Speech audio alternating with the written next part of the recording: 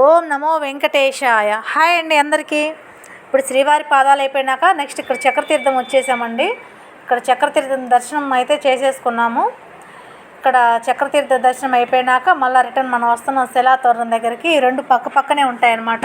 ఇక్కడ ఈ రాయి చూసారా, ఒకప్పుడు ఇక్కడ కూర్చొనేసి ఆ రాయి ఇట్లా మనం పట్టుకొని మనం మోస్తున్నట్టుగా ఫోటోలు ఫోజులు ఇచ్చేవాళ్ళు ఒకప్పుడు ఇక్కడ కూర్చొనేసి. ఇప్పుడైతే ఇక్కడ పసుపు కుంకుమ రాయటం వల్ల ఇప్పుడు ఎవరు కూర్చోడానికి కూడా లేదనమాట. ఇక్కడ అసలు ఇక్కడ లొకేషన్ అయితే చాలా బాగుందండి. అసలు చాలా పీస్ఫుల్గా ఉందన్నమాట. ఇక్కడ చెప్పాల్సిన విషయం ఏంటంటే, శ్రీవత్స గోత్రోద్రవశ్య పద్మనాభి రామ అనే భక్తుడు ఇక్కడ రాక్షసుని బారి నుంచి ప్రజలను కాపాడమని శ్రీ వెంకటేశ్వర స్వామి వారికి ఈ ప్రదేశంలో 12 సంవత్సరాల ఘోర తపస్సు అయితే చేశారు. ఘోర తపస్సు చేసిన తర్వాత శ్రీ వెంకటేశ్వర స్వామి సుదర్శన చక్రంతో ఆ రాక్షసుని అయితే చంపడం ఇక్కడ జరిగిందండి.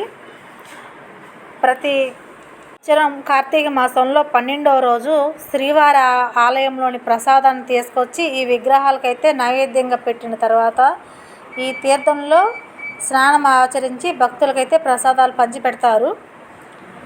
అసలు ఇక్కడ మెట్లు అయితే చూడండి, అసలు చాలా మెట్లు ఉన్నాయండి. ఇక్కడ ఎక్కుతుంటే వస్తూనే ఉన్నాయి మెట్లు. ఎప్పుడెప్పుడైతే బయట పడదాం అన్నట్టుంది నాకైతే.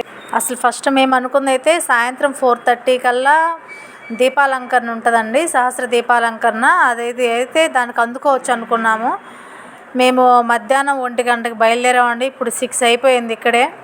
అదైతే మిస్ అయిపోయామన్నమాట.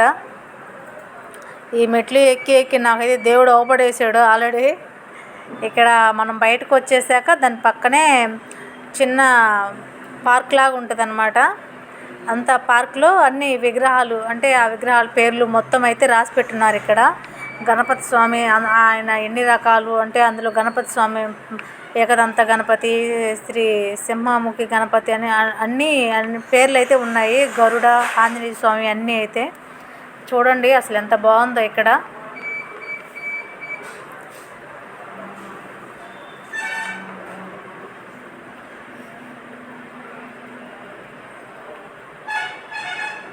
నెక్స్ట్ అయితే శిలాతోరణానికి వెళ్ళిపోదామండి. ఈ తోరణం 150 కోట్ల సంవత్సరాల ప్రాచీనమైనదని భూగర్భ శాస్త్రజ్ఞుల అంచనా అండి.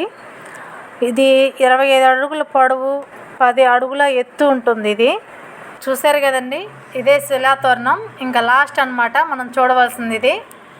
ఈ శిలాతోరణంతో ఇంకా మనకైతే కంప్లీట్ అయిపోయాయి. మొత్తం మనం 6 చెప్పుకున్నాం కదా, మొత్తం అయితే కంప్లీట్ అయిపోయాయండి. ఇంకా నెక్స్ట్ అయితే ఇంకా డైరెక్ట్గా శ్రీవారి దర్శనం అయితే చేసేసుకుందాం.